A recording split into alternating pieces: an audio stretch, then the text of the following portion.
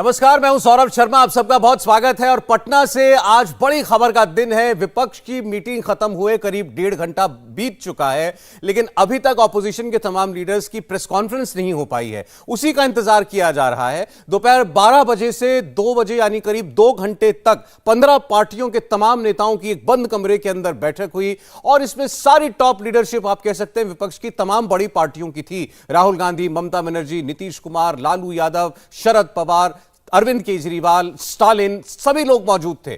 और उसके बाद 2 से 2:30 बजे यानी लंच के दौरान भी नेताओं ने आपस में बात की है। 2:30 बजे के करीब मीडिया को बुला लिया गया था और लग रहा था कि थोड़ी चंद मिनटों के अंदर ही एक प्रेस कॉन्फ्रेंस हो जाएगी, लेकिन उस बात को भी 1.5 घंटा बीत चुका है।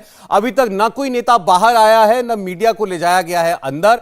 यानी साफ है कि लास्ट मोमेंट कुछ ऐसा भी हुआ हो सकता है जिसकी वजह से कोई यूनाइटेड फेस दिखाने में या कोई साझा बयान जारी करने में कोई अड़चन तो नहीं हुई है।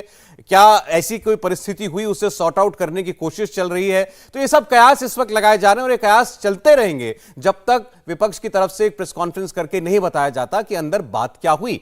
आपको बता दें कि तमाम नेता सामने आ सकते हैं, लेकिन कौन कौन नेता बात रखेगा अपनी प्रेस कॉन्फ्रेंस में, यह भी अभी साफ नहीं है। लेकिन इस मीटिंग को लेकर सोर्सेज के हवाले से बहुत सारी खबरें आ रही हैं। आपको बताते हैं कि करके बताया जा रहा है, ममता बनर्जी ने कहा है कि विपक्षी गठबंधन में शामिल किसी भी दल को खुद को दूसरों से बड़ा समझने की खुशफहमी नहीं पालनी चाहिए। ये ममता बनर्जी ने कहा। यहां सब लोग अगर एक मंच पर हैं तो सब बराबर हैं और जाहिर है कि उनकी इस बात को सीधे सीधे कांग्रेस पार्टी पर एक निशाने के तौर पर देखा जाएगा। कहा जा रहा है ममता बनर्जी ने कांग्रेस हाईकमान के सामने यह भी साफ कहा है कि उन्हें पश्चिम बंगाल में अपनी लोकल लीडरशिप को काबू में करना पड़ेगा। सब जानते हैं ममता बनर्जी बंगाल में अधीर रंजन चौधरी के बयानों से परेशान रहती हैं और उन्होंने इशारा किया है कि आपस में यूं हम अगर लड़ते झगड़ते दिखेंगे तो वो ठीक नहीं है। कांग्रेस पार्टी को पश्चिम बंगाल में अपनी यूनिट को यह संदेश देना चाहिए। अखिलेश यादव की बात करें तो उन्होंने इस मीटिंग में अपना पुराना फॉर्मूला फिर दोहराया। उन्होंने फिर कहा कि जिस भी सूबे में जो पार्टी मजबूत है वहां उसी के नेतृत्व में चुनाव लड़ना चाहिए। वो पहले इस बात को साफ कह चुके हैं कि उत्तर प्रदेश में समाजवादी पार्टी विपक्ष का चेहरा बने और दलों को यहां मांग नहीं करनी चाहिए साथ में चुनाव लड़ने की। सूत्रों के मुताबिक कांग्रेस इस फॉर्मूले से बिल्कुल उत्साहित नहीं है। कांग्रेस पार्टी हर उस कोशिश को कुचलना चाहती है या यूं कहें कि उसे फेल करना चाहती है जो चाहते हैं कांग्रेस पार्टी कुर्बानी दे और कम सीटों पर लड़े। उद्धव ठाकरे का भी रुख सामने आया। उन्होंने इस बैठक में शामिल दलों से साफ साफ कहा कि यह वक्त आपस में लड़ने झगड़ने का नहीं है। सबकी प्राथमिकता एक होनी चाहिए कि नरेंद्र मोदी को हटाना है, क्योंकि अगर बीजेपी को 2024 में नहीं हराया गया तो फिर विपक्षी दलों को बीजेपी इतना कमजोर कर देगी कि पार्टी को हराना मुश्किल हो जाएगा।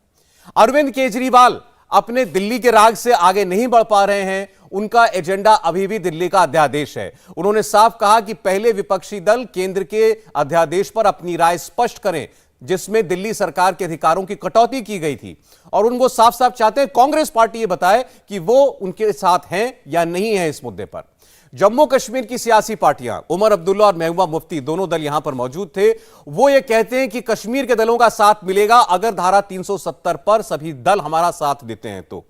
यानी आप देखें कि इस बैठक में सब लोग मौजूद जरूर थे, लेकिन हर पार्टी का जिस भी राज्य से वो आती है, जहां भी पार्टी का जनाधार है, वो मुद्दे उसके लिए सर्वोपरि हैं। ममता बनर्जी के लिए बंगाल, अरविंद केजरीवाल के लिए दिल्ली, अखिलेश यादव के लिए उत्तर प्रदेश, और इसी तरीके से उद्धव ठाकरे को लगता है कि महाराष्ट्र में ऐसी कोई योजना बननी चाहिए कि बीजेपी को कम से कम सीटों पर रोका जाए।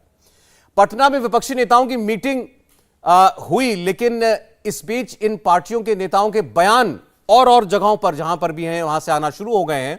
समाजवादी पार्टी की तरफ से एक रिएक्शन आया। शफीकुर रहमान बर्ग जो सांसद हैं, उन्होंने कहा कि आज फाइनल फॉर्मूला नहीं बना है, सारी पार्टियां कुर्बानी देने के लिए तैयार रहें, यह वक्त पार्टियों का निजी फायदा देखने का नहीं है।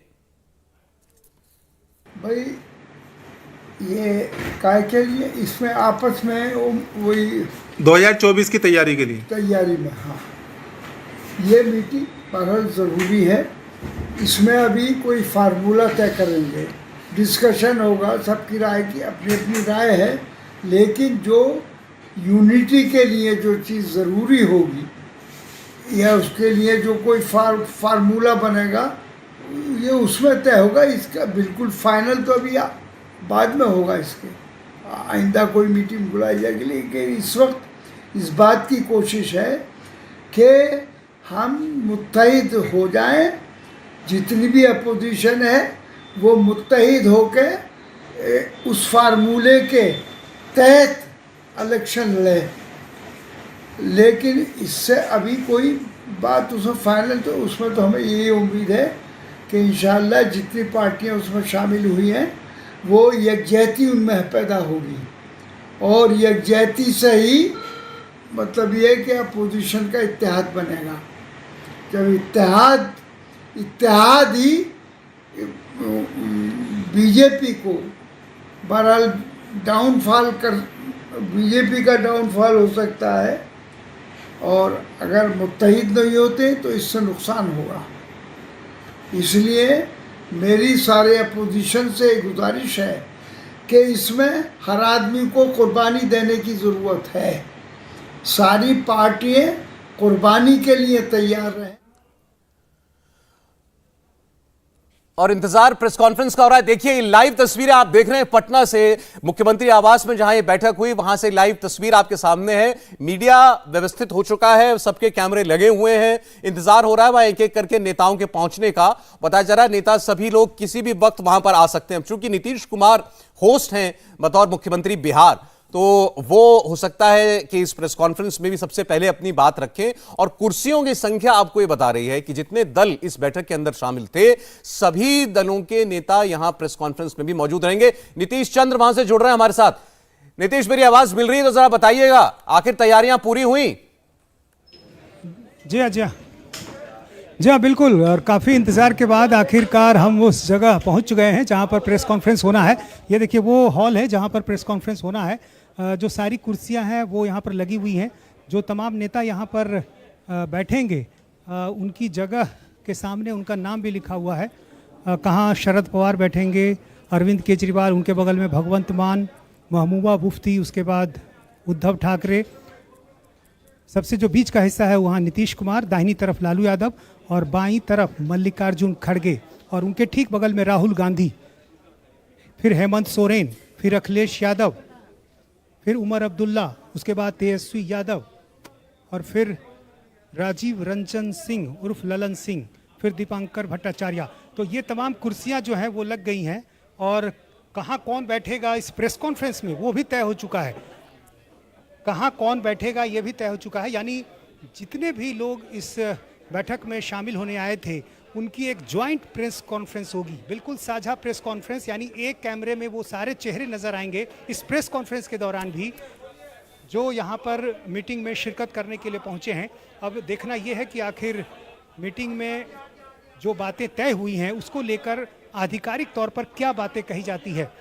कांग्रेस के कुछ नेता हमें दिखाई दे रहे हैं, पवन खेरा पहुंचे हुए यहाँ पर, और थोड़ी देर में जब तमाम बड़े नेता यहाँ पर पहुंचेंगे उसके बाद प्रेस कॉन्फ्रेंस। ठीक है नीतीश आते हैं आपके पास, ये लाइव तस्वीर या फ्रेम रहेगा हमारे सामने, पता चल जाएगा जैसे नेता लोग यहाँ पर पहुंचेंगे।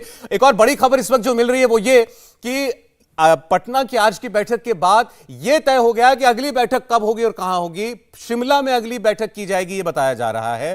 तारीख अभी स्पष्ट नहीं हुई है, लेकिन यह खबर आ रही है कि अगली बैठक शिमला में 2 दिनों तक चलेगी। जैसे आज पटना के अंदर यह मीटिंग हुई और 1 दिवसीय मीटिंग तकरीबन 2-2.5 घंटा मीटिंग चली है, बताया जा रहा है कि अगली मीटिंग शिमला में होगी। पहले भी ये खबरें थी, कांग्रेस पार्टी चाहती है कि आज की भी जो बैठक हुई है ये किसी कांग्रेस शासित प्रदेश में हो, और तब भी शिमला का जिक्र आया था। अब खबर आ रही है कि अगली बैठक का वेन्यू तय हो गया है, शिमला में बैठक करेगा विपक्ष। अगली बार भी आपको ये तमाम पार्टियां दिखाई दे सकती हैं, और वो 2 दिवसीय बैठक होगी। यानी यहां के एजेंडे को जो पटना में तय हुआ है अब आगे विस्तार शिमला में दिया जाएगा। शोएब रजा हमारे सहयोगी वो भी जुड़ रहे हैं हमारे साथ, एक अपडेट उनसे भी लेते हैं। जी शोएब, क्या खबर? बिल्कुल, देखिए यही खबर है अंदरूनी तौर पर कि कांग्रेस ने इस बात को उठाया। हालांकि पहले भी बात होती रही है कि कांग्रेस पर जो शासित प्रदेश है उसमें बैठक हो, और शिमला के नाम का जिक्र उसमें आया। तो अब अगली जो बैठक है वो शिमला में होगी, और जो बात अब हो चुकी, क्योंकि आज की जो मीटिंग है उससे कई बातें सामने आ रही है। जो भी अंदरूनी तौर पर किसी का नाराज होना या जो भी था वो हो चुका। अब 2024 के मद्देनजर जो भी आगे की रणनीति तय की गई है आगे उसी पर बातचीत होगी। अध्यादेश के हवाले से एक महत्वपूर्ण जो मामला था दिल्ली का, उसके हवाले से ये खबर आ रही है कि जब तमाम कांग्रेस को छोड़कर तमाम विपक्षी दलों ने कांग्रेस से ये कहा कि आपको अध्यादेश पर अरविंद केजरीवाल का साथ देना चाहिए, तो खबर यह है कि कांग्रेस के नेताओं की तरफ से कहा गया, देखिए ये लोकसभा का मामला है, संसद का मामला है, दोनों सदनों का मामला है, ये आज की जो मीटिंग है वो दूसरे मामलों पर हो रही है। और जब वोटिंग अगर इस मामले पर होगी, अध्यादेश के मामलों पर, तो कांग्रेस किस हक से बीजेपी के साथ जा सकती है, ये तो खुद सोचने वाली बात है। मतलब ये बातें अंदर हुई है, इस तरह की जानकारी है, इससे एक अंदाजा ये लगाया जा रहा है कि इन तमाम बातों से अब आम आदमी पार्टी थोड़ी संतुष्ट है, क्योंकि उसको ये लग रहा है कि अगर कांग्रेस ये कह रही है कि जब संसद में अध्यादेश पर वोटिंग होगी तब बात होगी, और तब ऐसा तो है नहीं कि कांग्रेस अगर विचारधारा का विरोध करती है बीजेपी की और मुख्य विपक्षी पार्टी के तौर पर लड़ती है सड़क पर और संसद के अंदर भी, तो वो इस मामले पर बीजेपी का साथ दे देगी या अध्यादेश के समर्थन में अपनी जो वोटिंग है वो कर देगी। तो अब आम आदमी पार्टी इस मामले पर थोड़ा संतुष्ट नजर आ रही है, ये भी खबर निकलकर सामने आई है। चलिए, तो दो बड़ी खबरें शोएब ये हो गई, एक कि अगली बैठक शिमला में होगी, दूसरा ये ऑर्डिनेंस का मुद्दा जो है, जो लग रहा था कि इस एकता के बीच में कहीं कोई दरार ना पैदा कर दे, उसको भी इस वक्त के लिए कम से कम टाल दिया गया है। कांग्रेस पार्टी ने कहा है कि हम जब सदन बैठेगा, संसद बैठेगी, उस वक्त फैसला करेंगे, और ये मुमकिन आप ना समझें कि हम इसमें बीजेपी का साथ देते हुए दिखाई देंगे। मेहमान हमारे साथ जुड़ रहे हैं अजय आलोक जी, भारतीय जनता पार्टी से। अजय जी स्वागत है आपका। अजय उपाध्याय जी कांग्रेस पार्टी से, उपाध्याय जी स्वागत है आपका भी। आनंद दुबे जी शिवसेना से हमारे साथ जुड़ रहे हैं, आनंद साहब स्वागत है। चितरंजन गगन साहब आरजेडी से हमारे साथ हैं, गगन साहब आपका भी बहुत स्वागत है। आपके शहर पटना में अजय आलोक साहब, आज जो एक नई तारीख दिखाई दे रही है, 15 पार्टियों के नेता, माना जा रहा था ये एक मंच पर कभी नहीं आते, सब एक कमरे के अंदर बैठे, और अभी तक जो खबरें आ रही हैं सबने इतना कहा है कि हमारे जो मतभेद होंगे देख लेंगे बाद में, अभी तो एकजुट हो जाओ, बीजेपी को हराना है। देखिए, मेरे तीनों मित्र बैठे हुए हैं, मैं तीनों से कहूंगा कि एक सुर में प्रधानमंत्री मोदी जी को धन्यवाद कीजिए, इसलिए क्योंकि बैर कराती सत्ता, मेल कराता चाय वाला। देखिए, मोदी के कारण मेल हो गया ना, 18 में भी मेल हुआ था। आपको याद होगा कर्नाटक में फोटो, हाथ में हाथ डाल के मायावती, ममता दीदी, सोनिया गांधी। अभी मायावती जी नहीं है, विकेट अपने आप झड़ रहे हैं। वो कहावत एक और है, ज्यादा योगी मठ उजाड़, तो योगी मठ बना नहीं है, कुछ कुछ योगी अभी से निकलने लगे। लेकिन हमारी शुभकामनाएं हैं, बिल्कुल साथ में रहिए, मजबूती से रहिए, डट के रहिए, सारी गंदगी एक साथ रहेगी तभी कमल और ज्यादा खिलेगा। देश में बहुत अच्छा संदेश गया है कि सारी पार्टियां, वैसी पार्टियां जिन पे परिवारवाद और भ्रष्टाचार का आरोप है, वो सब मिलकर मोदी को हटाने का मिशन बना चुकी हैं। और सही बात भी है। आपको याद होगा सौरभ जी, जब राम मंदिर की यात्रा निकाल रहे थे अडवाणी जी, तो उस वक्त अचानक वाजपेयी जी को डेलीगेशन लेके अमेरिका जाना पड़ा। तो पत्रकारों ने उनसे पूछा कि भाई राम यात्रा निकल रही है और आप अमेरिका जा रहे हैं, तो वाजपेयी जी ने कहा कि राम भक्त अयोध्या जा रहे हैं, राष्ट्र भक्त अमेरिका जा रहे हैं। तो आज राष्ट्र भक्त और राष्ट्र निर्माण का काम अमेरिका में राष्ट्र भक्त कर रहे हैं, और परिवार भक्त और भ्रष्टाचार भक्त पटना में मिलन और जुटान कर रहे हैं। तो उससे हमें क्या दिक्कत है? ना हम 3 में हैं ना 13 में हैं। उनको बधाई, उनको मुबारक करते रहिए। देश में बहुत अच्छा संदेश गया है। भाई इकट्ठा तो सब लोग आप ही के खिलाफ हो रहे हैं ना। आपकी बात का जवाब उपाध्याय जी से लेते हैं। आज सुबह से बीजेपी ये कह रही है कि इस तस्वीर में जितने चेहरे आपको दिखाई दे रहे हैं, देख लीजिए, एक समानता मिलेगी, सब परिवार वाली पार्टियां, और कहीं ना कहीं सब पर भ्रष्टाचार का आरोप। यही वजह है कि सब एकजुट हुए। पहले तो मैं डॉक्टर आलोक जी को धन्यवाद दूंगा। इन्होंने कम से कम स्वीकारा कि ये सब एकजुट हो गए, एक फ्रंट पे हैं। अदरवाइज इनके नेता तो अभी तक कोई स्वीकारने को तैयार नहीं है। सुशील मोदी जी से लेके और अमित शाह जी तक कोई फोटोशॉप कर रहा है, कोई दुल्हा है, कोई बारात नहीं है। तरह तरह के तोहमत लगाने का प्रयास लगातार चलता रहा है। इन्होंने स्वीकारा, इनकी सच्चाई को मैं स्वीकारता हूँ। ठीक है, व्यंग्यात्मक शैली में होती इनकी बात। जहाँ तक बात है जिस तरह से आपने कहा परिवारवाद की, तो वो तो मुझे भी पता है। लगातार 6 बार मारा था जय शाह जी ने, तो उनको क्रिकेट कंट्रोल बोर्ड का अभी जो है सचिव बनाया गया है। अब किसके यहाँ कितना परिवारवाद है कहने की जरूरत नहीं है। इस गठबंधन को लेकर के जो शंकाएं हैं, जो अटकने हैं, जो अफवाहें हैं, अब धीरे धीरे देखिएगा एक एक करके दूर होती जाएगी। और सच्चाई है, जो भारत तोड़ने वाले हैं, जो देश को विभाजन के दौर पे ले जाने वाले हैं, जो बंटवारे की राजनीति करते हैं, जो हिंदू मुस्लिम और मंदिर मस्जिद की राजनीति करते थे, आज उनको सबसे ज्यादा दर्द है, क्योंकि सभी पार्टियां एक साथ होकर देश के संविधान और देश के लोकतंत्र को बचाने के लिए एक साथ इकट्ठा होकर भारत को जोड़ने का काम कर रही है। हम लोग जोड़ने वाले हैं, जो तोड़ने वाले हैं उनको समस्या होगी अभी आज और होनी चाहिए। एक दिन पटना में बैठने से आप इस निष्कर्ष पर आज लोगों को ये संदेश देना चाहते हैं कि एक हो गई पार्टियां। देखिए, वहां मौजूद लोगों को शिकायत आप ही से थी, कांग्रेस से थी, ममता बनर्जी को शिकायत थी, बंगाल में आपके नेता क्या बोलते रहते हैं उनके लिए अधीर रंजन जी। निश्चित तौर पे अरविंद केजरीवाल को शिकायत थी, आपने मिलने का समय नहीं दिया, अध्यादेश पर स्टैंड नहीं बताते। सौरभ जी, निश्चित तौर पे जो जिसकी से ज्यादा होगी, जो राष्ट्रीय स्तर पर जिसकी अपनी एक अलग पकड़ होगी, कच्छ से कोहिमा तक, कन्याकुमारी से कश्मीर तक, उनसे शिकायत भी होगी और उनसे अपेक्षाएं भी होगी। और हम बिना किसी अहंकार के, समानता के स्तर पर, चाहे एक छोटा दल होगा या बड़ा दल होगा, जिसका जहां आधार है, जो जनाधार जिसका जहां होगा, उसके साथ उसके अपेक्षाओं पर हम खड़ा उतरने का प्रयास करेंगे। हम न बड़े हैं न छोटे हैं। देश निर्माण में, राष्ट्र निर्माण में और जनता के हित में जो ठीक होगा, कांग्रेस पार्टी सदैव करती रही है और आगे भी करेगी। आप सारे दलों की अपेक्षाओं पर खरा उतरेंगे तो चुनाव कहां नहीं लड़ेंगे फिर? बंगाल में चुनाव नहीं लड़ेंगे, यूपी में चुनाव नहीं लड़ेंगे?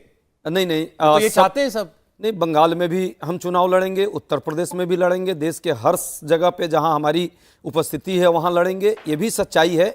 सभी लोग इस पर अभी आने वाला समय है, 1-2 घंटे में तो बहुत चीजें अभी क्लियर होंगी, आगे भी अभी इस पर चर्चा होगी। एक शुरुआत, एक सकारात्मक शुरुआत हुई है। मुझे इस बात का बड़ा आश्चर्य लग रहा है, भाजपा के साथी यहाँ बैठे हैं, ये तो बड़े पॉजिटिव हैं, लेकिन इनके सारे नेता को क्या पता क्या आज हो गया है। मान लिया थोड़ी बहुत यदि कष्ट भी है तो कई बार वो कष्ट उभर के नहीं आना चाहिए। देश के लोकतंत्र में विपक्ष का भी एक अपना से होता है। विपक्ष और वो भी ये सभी नेता जो हैं जिनका जनाधार है, आप देख लीजिए हर राज्यों में मजबूत लोग हैं, वो मीडिया से निर्मित चेहरा नहीं है। ठीक है, 1-2 भाजपा में नेता इनके हो सकते हैं, लेकिन बाकी जो इनके दल हैं, संगठन में जो इनके साथ लोग हैं, उनका क्या है? अब चलिए, 2.5 लोगों की सरकार देश में चल रही है। जनता पर छोड़िए कौन मीडिया क्रिएशन है और नहीं है, तो चुनाव में तय हो जाता है।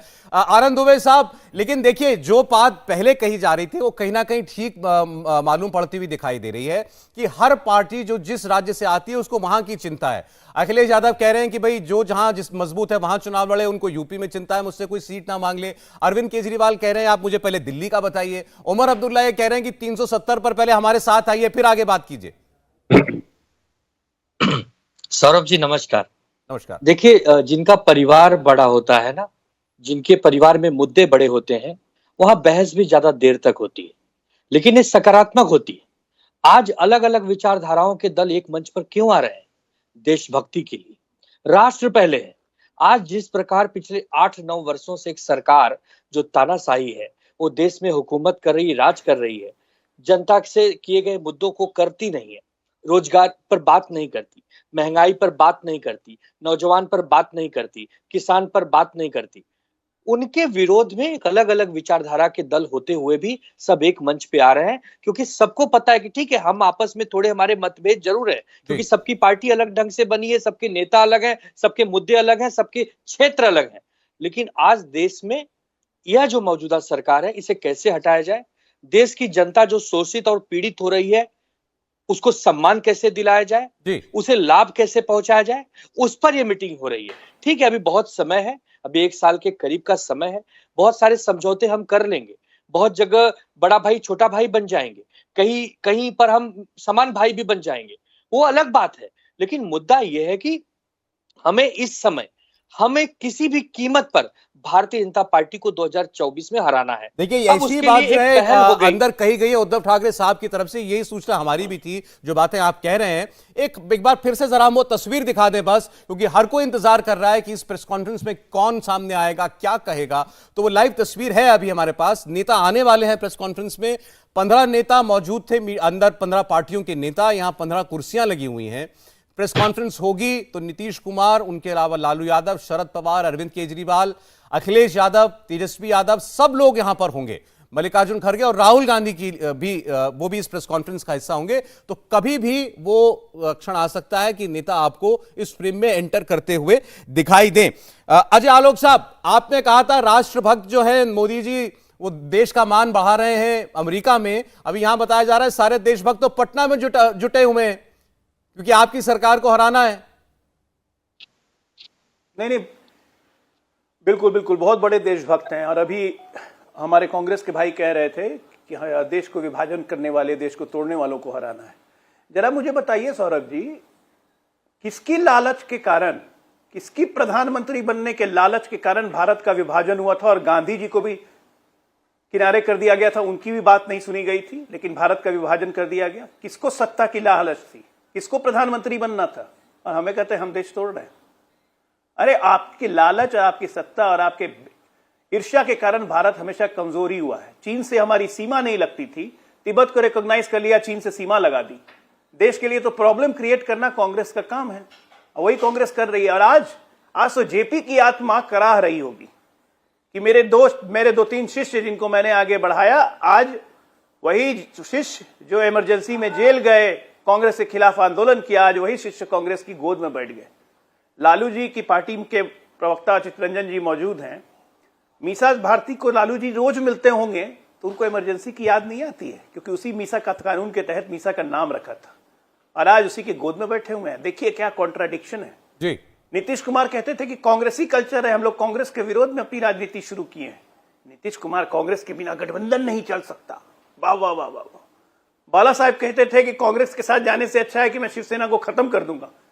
इच्छा उद्धव ठाकरे ने पूरी कर दी, शिवसेना को खत्म कर दिया, कांग्रेस की गोद में बैठ गए। तो एक से एक महान महान कॉन्ट्राडिक्शन है। और आप कहते हैं हमें चिंता होगी। अरे हमें क्यों चिंता होगी भाई? मैंने तो कहा सारी गंदगी या सारी कचरा एक जगह इकट्ठा होके फेविकॉल का जोड़ लगा के हम एक हैं, हम एक हैं, हम एक हैं, सारी गंदगी एक जगह इकट्ठा होगी तभी तो। देखिए अजय जी, यही तो सवाल है। आपने बताया इतनी सारी कॉन्ट्राडिक्शंस हैं, उसके बावजूद सब लोग आए हैं एक साथ, तो कहीं ना कहीं ये अपने आप में बड़ी उपलब्धि है उनके लिए, यही वो दिखाना चाहते हैं। तो एक बार एक छोटे से ब्रेक के लिए हमको रुकना। चित्रंजन जी, आपका नाम लिया गया, आपके पास में आऊंगा, लेकिन देखिए कभी भी प्रेस कॉन्फ्रेंस शुरू हो सकती है। अजय जी, मुझे ब्रेक लेने दें, उसके बाद इस चर्चा को आगे बोलना चाहूंगा। बोलिए। एक लाइन बस ये है कि इसकी राजनीतिक खबर सबसे बड़ी है कि नीतीश कुमार कोऑर्डिनेटर बनाए जाएंगे और एक सप्ताह में मुख्यमंत्री पद से इस्तीफा देंगे और तेजस्वी मुख्यमंत्री बनेंगे। राजनीतिक पहलू ये है। अच्छा, आप बड़ी खबर दे रहे हैं। मैं आप कह रहे हैं कि एक हफ्ते में नीतीश कुमार मुख्यमंत्री देंगे, ये अजय आलोक साहब का दावा है। नेता बैठ गए, देखिए सामने लाइव प्रेस कॉन्फ्रेंस शुरू होने वाली है। शरद पवार, सुप्रिया सुले और लालू यादव बनने के लिए बधाई जी। ये तो हमें दिखाई दी। अभी आपकी खबर देखते हैं कंफर्म होती है कि नहीं होती है। आपने तो डेडलाइन नहीं बता दी कि एक हफ्ते में नीतीश कुमार इस्तीफा देंगे। देखते हैं। अभी भी नीतीश जी को संयोजक बनाने की तो मांग उठी थी उसमें। देखिए डी राजा, महबूबा मुफ्ती, सब नेता एक एक करके आ रहे हैं प्रेस कॉन्फ्रेंस में। लालू यादव सबसे पहले आने वाले नेताओं में शामिल हैं। आज बैठक के अंदर भी वो मौजूद थे और कल भी जितने नेता पटना पहुंचे थे सबसे पहले वो सब लोग लालू यादव से मुलाकात करने के लिए गए थे। अच्छा, एक और बड़ी खबर आपको बता दें, अरविंद केजरीवाल इस प्रेस कॉन्फ्रेंस में नहीं होंगे। अरविंद केजरीवाल प्रेस कॉन्फ्रेंस में नहीं आ रहे हैं, वो सीएम आवास से निकल चुके हैं। अब देखिए नीतीश कुमार, ममता बनर्जी, वो भी यहां पर आ गए हैं। अरविंद केजरीवाल इस बैठक में लेकिन नहीं आ रहे हैं। अब क्या कोई अनबन हुई है उनकी, कोई और बात हुई है? क्योंकि बैठक में रहे, प्रेस कॉन्फ्रेंस में नहीं आ रहे, देखना होगा। उद्धव ठाकरे, मल्लिकार्जुन खड़गे, संजय राउत, सब नेता आपको दिखाई दे रहे हैं। अब विपक्ष की 15 पार्टियों के नेता थे, अब एक और माइनस पीसी में से कम कर दीजिए अरविंद केजरीवाल को, लेकिन बाकी लोग बैठे हुए आपको दिखाई देंगे। राहुल गांधी मल्लिकार्जुन खड़गे के बगल में बैठ रहे हैं। तो ये प्रेस कॉन्फ्रेंस अब शुरू होगी, सवाल होंगे और कांग्रेस नीतीश कुमार से, लालू यादव से तो सवाल होंगे क्योंकि वो होस्ट की भूमिका में है, लेकिन कांग्रेस पार्टी से, ममता बनर्जी से पूछने वाले बहुत सारे सवाल हैं कि सब नेता जो हैं क्या उन्होंने अपने सारे अंतर विरोध खत्म कर लिए हैं, एक दूसरे से जो नाराजगी थी वो दूर कर ली है, या उन्हें केवल मुलतवी किया है, केवल आगे के लिए पोस्टपोन किया है। अखिलेश यादव आपको बैठे दिखाई दे रहे हैं तेजस्वी यादव के बगल में। तो ये बहुत बड़ी तस्वीर है आज की। पटना में जो बैठक हुई उसके बाद सारे के सारे नेता मीडिया के सामने आ रहे हैं और सवालों का सवाल भी लेंगे सबके, बताया जा रहा है। बताएंगे कि पहले बैठक के अंदर क्या हुआ है। सारे लीडर्स जो आज इस मीटिंग के अंदर मौजूद थे विपक्ष की, सब लोग इस प्रेस कॉन्फ्रेंस में हैं सिवाय अरविंद केजरीवाल के। अब उनके ना आने की क्या वजह है? क्या सिर्फ ये बता करके टाल दिया जाता है कि उनको दिल्ली जल्दी पहुंचना था, या कोई अध्यादेश को लेकर बात ऐसी हुई है जो उनको पसंद नहीं आई, ये तो अब प्रेस कॉन्फ्रेंस शुरू होगी तो हमें पता चलेगा। कुछ एक बातें बड़ी साफ निकल करके आई कि नीतीश कुमार संयोजक बने, ये बांग उठी है उसके अंदर, और राहुल गांधी ने तो उनको धन्यवाद भी दिया उनकी इस पहल के लिए कि उन्होंने सारे विपक्ष को एकजुट करने के प्रयास किए हैं। और इसके अलावा ये बात कही, जैसे उद्धव ठाकरे ने कही, कि ये वक्त एकजुट होने का है, अपने सारी बातों को और दरकिनार करके, या इस वक्त अगर एक नहीं हुए तो बाद में मौका नहीं मिलेगा। अखिलेश यादव ये चाहते हैं कि जिस राज्य में जो पार्टी ज्यादा प्रभावी है उसको उसकी लीडरशिप में वहां पर चुनाव लड़ा जाए। ममता बनर्जी भी ये चाहती हैं कि जैसे कांग्रेस पार्टी के नेता वक्त वक्त पर उनके खिलाफ आरोप लगाते रहते हैं, चिट्ठी लिखते हैं कभी राष्ट्रपति को कभी राज्यपाल को, और ये सब सिलसिला बंद होना चाहिए अगर एकजुटता दिखानी है तो। इन सब का क्या निचोड़ निकला आज की बैठक में, यही हमको आपसे थोड़ी देर में पता चलने जा रहा है। अब प्रेस कॉन्फ्रेंस चूंकि कभी भी शुरू हो सकती है, सब लोग बैठ चुके हैं, मल्लिकार्जुन खड़गे और राहुल गांधी आज जब पहुंचे पटना, आपने देखा उनका नीतीश कुमार ने स्वागत किया, बिल्कुल टैरमैक पर वो गए एयरपोर्ट के अंदर और जहाज से उनको रिसीव किया। उसके बाद राहुल गांधी ने अपने पार्टी मुख्यालय में जाकर के प्रदेश मुख्यालय में जाकर के प्रेस भाषण भी दिया, अपने कार्यकर्ताओं को संबोधित किया और वहां उन्होंने कहा कि हम सब लोग आज पटना में जमा हुए हैं और मिलकर ही हम हराएंगे भारतीय जनता पार्टी को। तो नेता जो भी आज बोले, उन्होंने संदेश तो जो है वो एकजुटता का ही दिया है। अब यहां से आगे वो कितना जाएगा ये हमको देखना पड़ेगा। इंडिया टीवी हर वक्त हर जगह डाउनलोड करने के लिए सर्च करें India TV news Google play store या ऐप स्टोर पर।